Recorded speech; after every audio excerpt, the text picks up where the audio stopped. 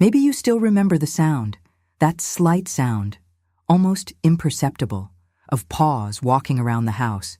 It wasn't tall, it didn't attract attention, but it was constant, family, alive, and somehow it made the house feel complete. Now let me ask you something. After he left, what was the first sound that made you aware of the silence? Because silence doesn't come all at once. It's installing itself in the hallway, in the place where he slept, at the door where he used to wait, and especially inside you. There are people who say that the hardest thing is the last day, but anyone who has been through this knows. The hardest part is what comes after. It's waking up and not hearing anything else. It's getting home and no one running towards you. It's realizing that something that was routine has become an absence, and it's exactly at this point that something strange starts to happen to some people. They dream, but these are not ordinary dreams. They are not random. They are not confusing. They are different, too real, as if you weren't just remembering, but living it again.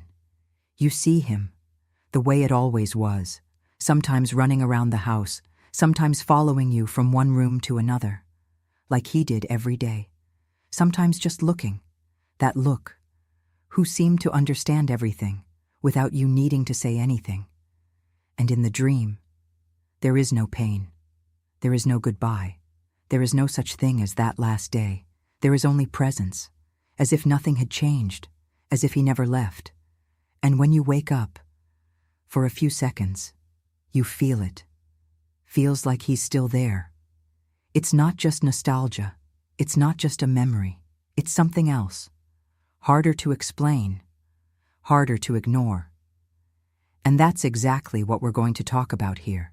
Because maybe these dreams are not just dreams. Maybe there is a reason they happen. Maybe there's a meaning behind it that you've felt, but never been able to put into words. And more important than that, maybe this will completely change the way you see his absence. Throughout this video, you will understand, why do these dreams happen so intensely? Why do they look so real? And what they might be trying to show you. But mainly, you will realize that what you felt, it didn't just happen to you. Many people have had the same experience, and some of them started to notice patterns, details that are repeated, sensations that don't seem coincidental. But before continuing, pay attention to this. There is a specific moment within these dreams that almost no one talks about, a small detail, but that changes everything. And when you notice this detail, the way you view these encounters may never be the same. But calm down before getting there. There's something you need to recognize within yourself first. Because if you've ever had a dream like this, you know exactly what I'm talking about. And maybe, deep down, have you ever asked yourself this question? What if that wasn't just a dream? If this has ever happened to you, tell me here in the comments. I want to know if you also felt it was real. Now, stay with me, because what comes next starts to get even harder to explain.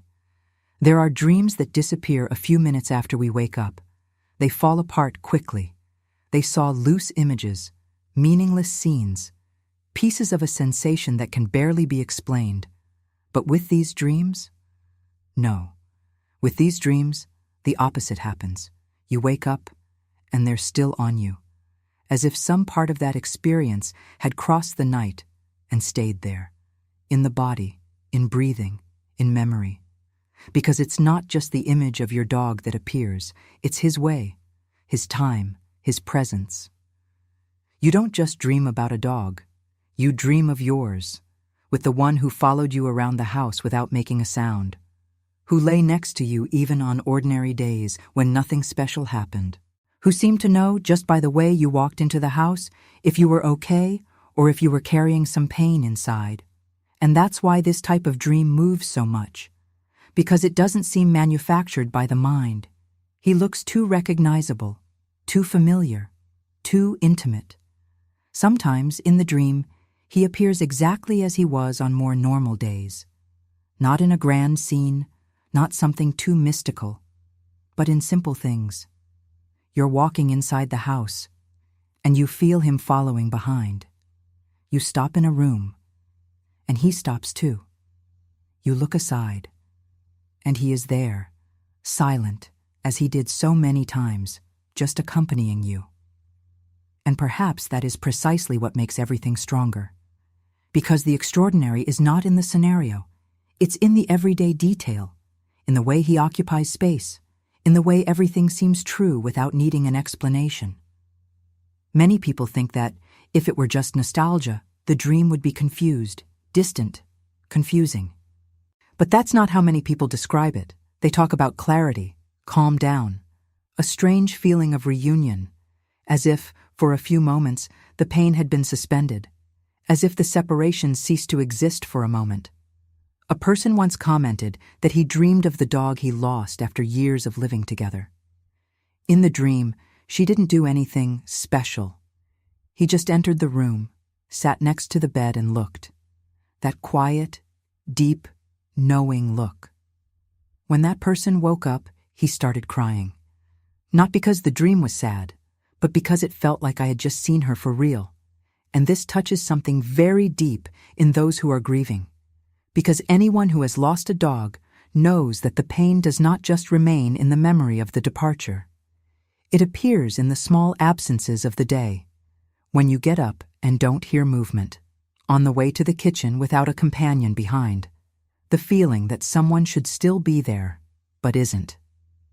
So when the dream returns this presence with such strength, it touches exactly the place of the soul that is still trying to understand the lack. And maybe you have experienced something like this.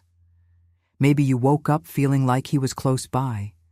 Maybe you spent the rest of the day in silence, thinking about it, without the courage to tell anyone for fear of hearing that it was all in your head.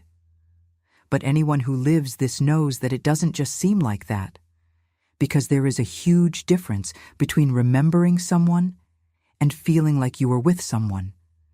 And these dreams often leave this second sensation. They don't push you into sadness right away. First, they bring peace. Then comes the impact. Then the question. And then the hardest part begins.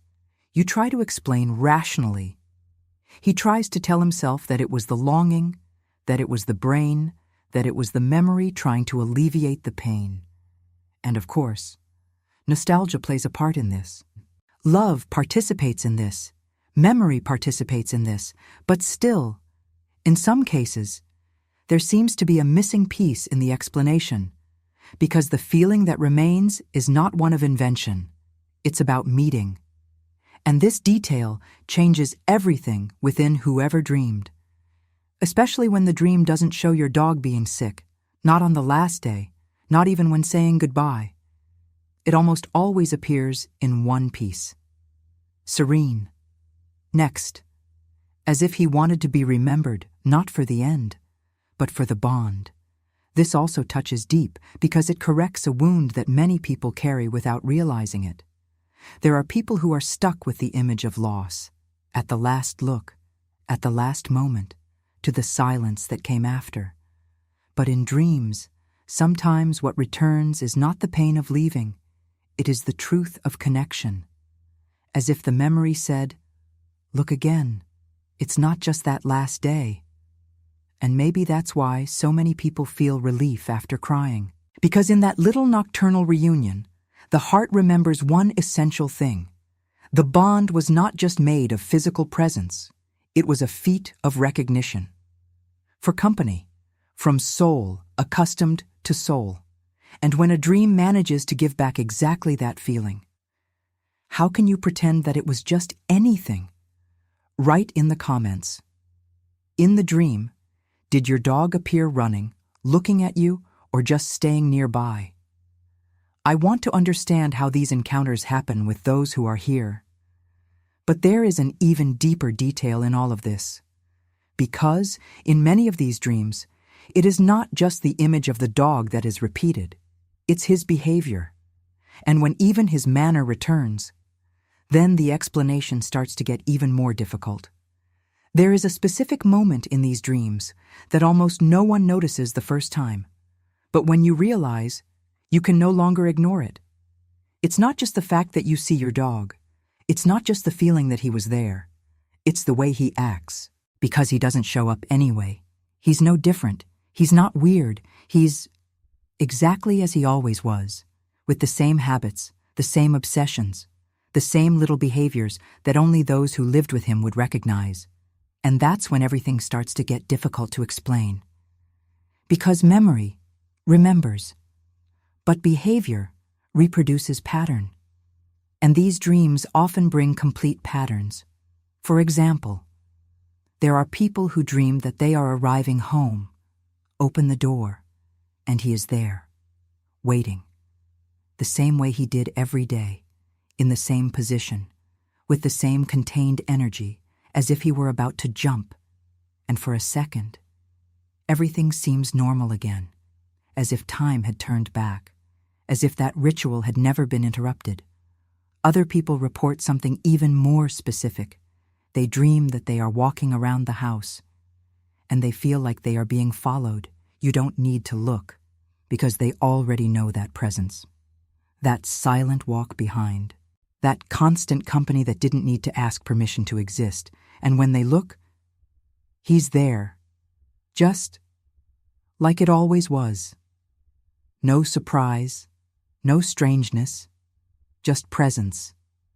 And there is another detail that appears frequently, one of the strongest, one of the hardest to ignore once it happens.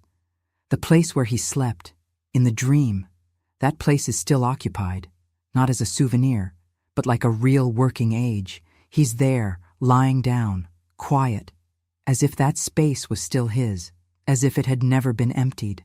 And maybe you've already experienced something like this. Maybe in the dream you didn't even find it strange, because it felt right, natural, consistent with everything you have experienced. And it's only when you wake up that the impact comes. Because then you remember that place is empty, that there is no one else there. That silence took the space that was previously filled by a lifetime of company. And yet, the dream brought back exactly what you lost. Not in a generic way, but precisely.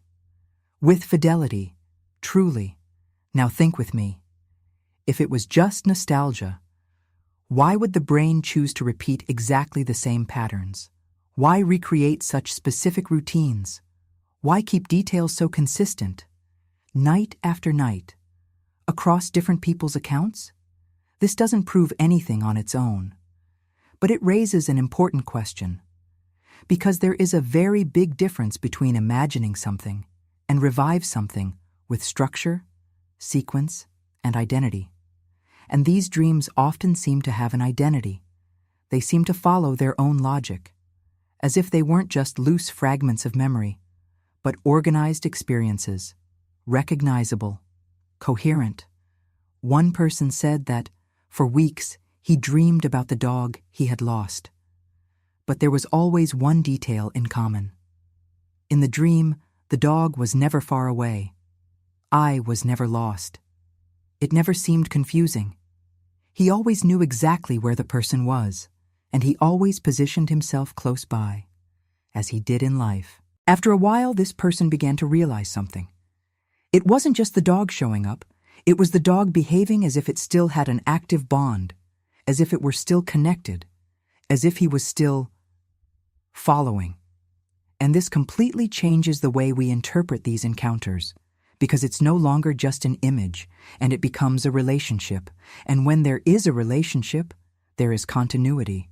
And when there is continuity, absence no longer seems so absolute. But this also brings a conflict, because accepting this possibility changes everything, with what we believe, with what we were taught, with what seems logical. And that's why a lot of people try to ignore it, try to rationalize, try to fit these dreams into simpler explanations, even when deep down feels like it's not that simple. Because there is something about these meetings that touches a place that does not respond only to logic, responds to experience, to the bond, to what was experienced. And maybe you are exactly at that point right now, between what you felt and what you try to explain, between what seems real and what you think should just be a dream. And if these details are not a coincidence, would you have the courage to accept that perhaps there is something beyond what they explain to you? Comment below. In your dream, did he do something that was just his, a habit that no one else would understand? I want to see how many stories carry this same pattern, because in the next point, we are going to enter precisely the most delicate place of all, the one where longing meets doubt, and they don't always agree. There is a moment after these dreams that no one prepares you to live. It's not during the dream. It's not when you wake up. It's later, when the day begins, when the routine returns, when the house is silent again. And that silence seems even deeper, because now you felt him again. You saw it. You were with him, even if for a few moments. And this creates a conflict that many people try to hide. On the one hand, the longing. On the other, doubt. Longing says, "It was real. I felt it." The question answers, "It was just a dream. Don't fool yourself." And you are in the middle of it, not knowing which side to listen to, because they both feel true. And maybe that's exactly what hurts the most, because it's not just the absence that hurts. It's uncertainty. It's not knowing if what you experienced during the night was a reunion or just an echo of what you lost. And in the middle of it all, the house continues, but different. The place where he slept, it's still there, but empty. The corner where he used to stay while you did anything, it's still there, but no movement. And sometimes, without realizing it, you still look, as if a part of you expected him to be there, only it isn't. And it is in this contrast that the heart sinks, because the dream brought presence, but the day returned absence. And dealing with this exchange is not simple, especially when you carry very strong memories, like the last day, that day no one forgets. Maybe you remember every detail, the climate, the environment, the way he looked at you, the feeling that he knew, even without understanding, and that kind of memory doesn't go away easily. She fixes herself, it repeats itself. Come back at unexpected times, and many people end up getting stuck there. In that last image, at parting, the moment everything changed, but then comes the dream, and somehow he breaks that streak, because in the dream, he is not in the last day. He is not weak. It's not going away. He's like he always was, whole, gift. I live in the behavior, in the energy, in the bond. And this creates a silent impact, because it affects something that many people don't even realize they carry, the way you chose to remember. One person said that for months, he could only remember the dog at the time of his loss. It was automatic. I always went back to that day, until he had a dream. In the dream, he was in the room, lying in the usual place, calm, observing, no pain, no goodbye. When that person woke up, he cried. But it wasn't the same crying as before. It was different, as if something had been rearranged inside, as if the brain had finally understood that that dog wasn't just the last moment. That was the whole story, and that brought a kind of relief she hadn't felt in a long time. But along with this relief, doubt came. Why did I dream exactly like that? Why didn't he show up the way I remembered at the end? Why did it feel so real? And these questions don't have easy answers, because they are not just rational, they are emotional, deep, and often silent. A lot of people don't even share this with other people. Keep it to yourself, because she's afraid of being judged, to hear that it's an exaggeration, or worse, of being told that you need to get over it. But anyone who has ever lost a dog knows this is not something that can be overcome. It is something that transforms. The bond does not disappear. It changes shape. And it is precisely in this transition that these dreams begin to take on another weight. Because they don't just bring memories, they bring sensation. And sensation cannot be discussed with logic. Sit down. If you live, it loads. Now take a second and watch this. If it was just pain, why do some of these dreams bring peace? If it was just nostalgia, why don't they hurt during, only after? There's something about that kind of experience, which does not fit perfectly into the idea of total loss. And maybe that's why so many people are divided, between accepting what you felt or deny to protect yourself. But ignoring also has a price, because when you ignore, you close a door. And maybe this door isn't just an imagination. Maybe it's the door to something that is still trying to communicate with you. And that possibility is scary, because it changes everything. Change the way you see death. It changes the way you understand the bond. Change the way you deal with absence. And if what you felt in those dreams was not an illusion, but a different form of presence, would you be ready to accept that? If you've ever been torn between believing or doubting, write, "I felt this," in the comments. There are many people living exactly this same conflict in silence. Because what comes now is the point where this doubt begins to transform. And one sentence can completely change the way you see all of this. There is a point to this kind of experience where everything seems to fit together in a different way, not because someone explained it to you, not because you read something, but because, suddenly, something inside you understands.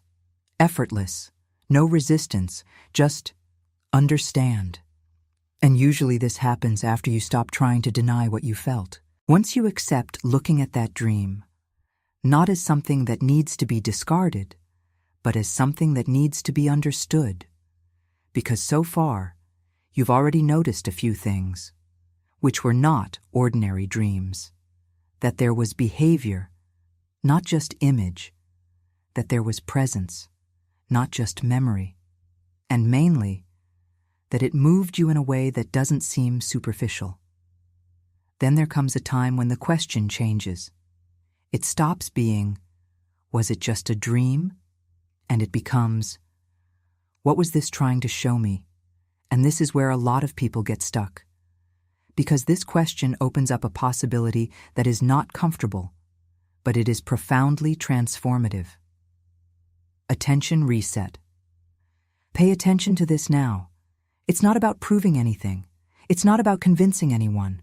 It's about recognizing an emotional pattern that repeats itself in many stories. Different people, different places, different moments. But the experience, extremely similar. And when something happens like this, perhaps it deserves to be looked at more carefully. Because there is a phrase that when you really absorb, it changes the way you interpret all of this. And this phrase does not come from logic. It comes from the bond, from what you lived with him, of what didn't end just because his body left. The sentence is simple, but it carries a huge weight. Maybe he's not coming back to say goodbye. Maybe he's coming back because he never stopped being. And when that idea comes in, something changes, because she doesn't deny the pain, don't ignore the absence, but it also doesn't treat the bond as something closed. She repositions everything. The dream is no longer just a random memory, and becomes a possible point of contact, not physical, but emotional, and maybe spiritual. And that explains something that seemed strange before. Why does he appear calm? Why doesn't he show pain? Why doesn't he relive the last day?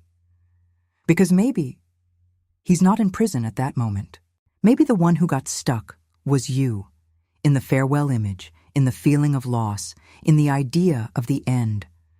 But the bond doesn't necessarily follow this logic, Because bonding doesn't just depend on physical presence, it depends on connection. And connection doesn't disappear into thin air. She transforms, reorganizes itself. It manifests itself in other ways.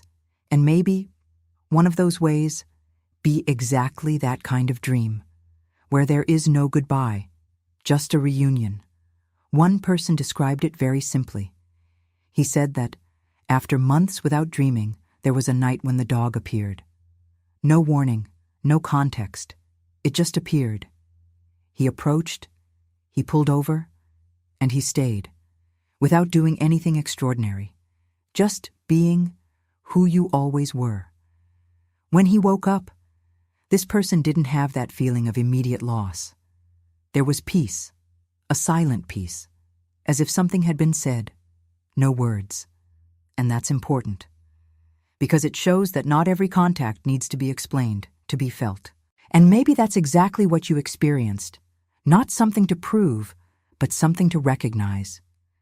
Because when you try to reduce everything to, it was just a dream, you oversimplify an experience that was complex, intense, deep, and most importantly, significant. And no, this does not mean abandoning reason. It doesn't mean believing in anything. It just means allowing what you felt have space to exist without being immediately invalidated. Because deep down, do you know the difference between any dream and something that crosses you? And these meetings, when they happen, do not go unnoticed.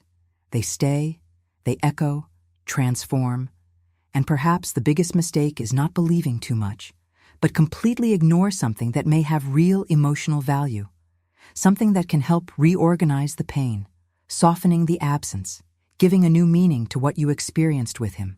If this phrase made sense to you, write here in the comments, "The bond continues."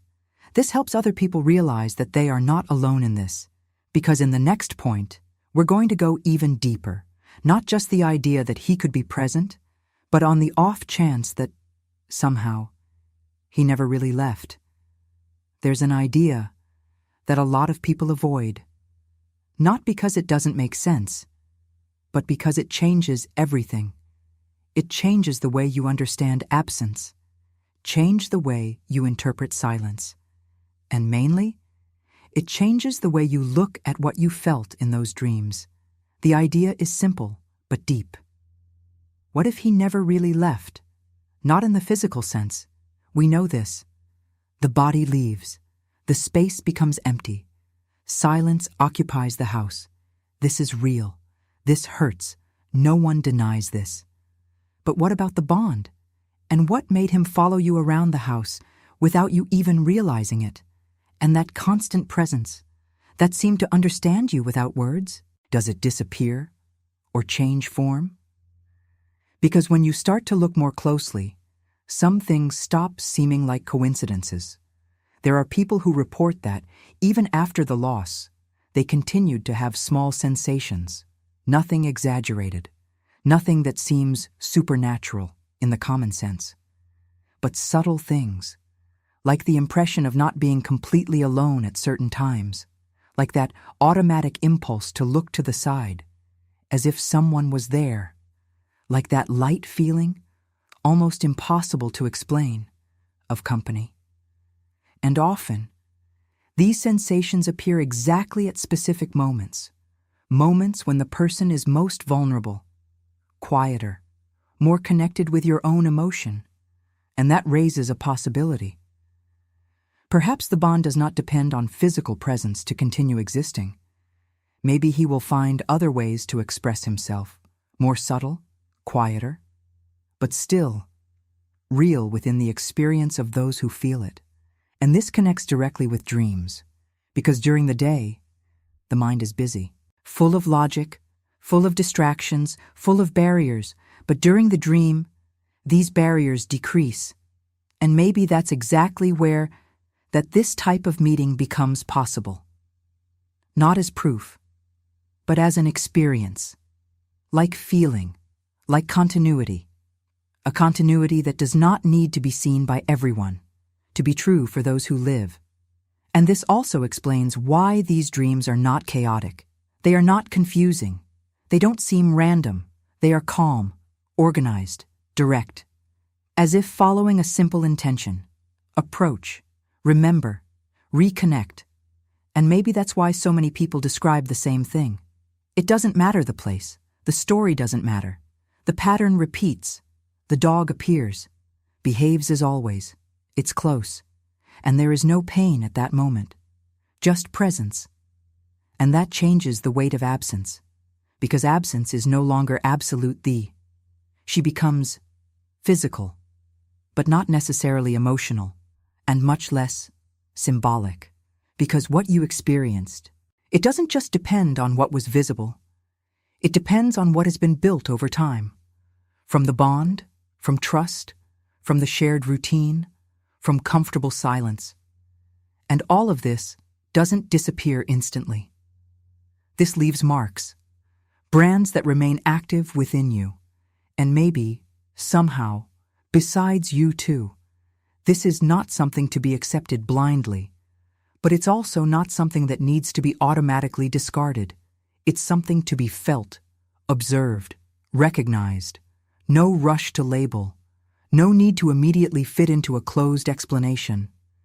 Because some experiences, they don't ask for an explanation. They ask for presence. They ask for openness. They ask for emotional honesty. And perhaps most important of all, they ask for respect for what was experienced. Because when you experience something so intense with a dog, it wasn't just coexistence. It was connection. And true connection, it doesn't just fall apart. It continues somehow, even if different, even if silent, even if invisible. Attention reset. Now think about it calmly. If the bond still exists, if the connection is still active, then these dreams are no longer just memories. They become possible encounters within another layer of experience. And that doesn't take away the longing, but it transforms the longing. Because it stops being just pain, and it also starts to carry meaning. Start loading continuity. It starts to carry presence in another way. And maybe that's what a lot of people start to realize after a while. That the void was never completely empty. That something still fulfills, even if in a different way. That silence is not as silent as it seems. If you feel that in some way, your dog is still present in your life. Right here. He is still with me. This helps other people recognize this same feeling, because now we reach the final point, where everything comes back. The memory, the sound, the feeling, but with a completely different meaning. Maybe you still remember that sound. The faint, almost invisible sound of paws walking around the house. At first, it seemed like just another detail of the day, something common, something you didn't even really notice, because it was part of everything. But after he left, this sound gained a different weight. It became an absence. It became silent. It became that emptiness that appears in the simplest moments. When you get home, when you pass a specific room, when you look at a place that was always occupied before, and for a long time, maybe you thought that sound would never come back. That was stuck in the past. That all that was left were memories. But then, the dreams came, and in them, the sound returns, not exactly like before, but present, alive, recognizable, as if going through the silence just to find you again.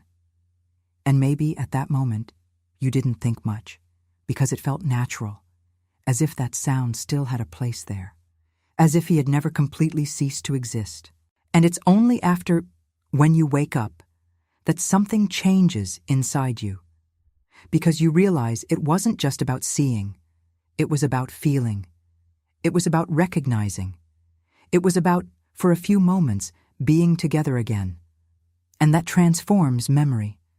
Because before, when you remembered the sound of pause, the pain came, the absence, the lack. But now, maybe something else will come too. A quieter feeling. Deeper. That it was not lost permanently. That somehow, that connection still finds ways to exist. Even if different. Even if it's beyond what you can explain. Because maybe the mistake was never feeling too much. Maybe the mistake was thinking that everything needed to end the way we understand it. But the bond you had with him, it was never common. It was never superficial. It was never just routine. It was a shared presence. It was constant company. It was a form of connection that often doesn't even need words. And that kind of bond does not follow simple rules. It does not disappear like an object. It does not close like any other chapter. He continues, in other ways, in other spaces, and maybe at other times, like in those dreams, like those sensations that appear when everything is quieter, like those moments when you almost feel that you are not alone. And that doesn't mean the pain didn't exist. It existed, and it still exists, and it is valid, because you only feel this pain who lived something true. But now, maybe there is room for something beyond pain. Maybe there is room for meaning, for continuity, towards a new form of presence. And maybe that's why these dreams happen. Not to confuse, not to deceive, but to remember. Remember that what you built, it wasn't too small to disappear completely. It wasn't too superficial to end without leaving trail. It was real. And everything that is truly real leaves marks that continue to live in some way. Attention reset. Now go back to the beginning with me. In the sound of pause around the house, that simple detail, that is so missed today. And think about it calmly. What if that sound hasn't disappeared? What if he's just not stuck in the same place as before? And if somehow he still finds you? When are you ready to feel? Maybe not the way it was before, but the way it is still possible. And maybe that's enough to change everything. Because in the end, the question was never just about dreams. It was never just about what happens while you sleep. The question was always deeper, quieter, more intimate. Could a bond so true really end? Or did he just find another way to continue? If this video touched you in any way, leave a comment telling us your dog's name. Because when you write his name, you keep that connection alive in a way that no one can erase. And if you hear that sound again, at some point, don't move away. Don't ignore it. Just feel.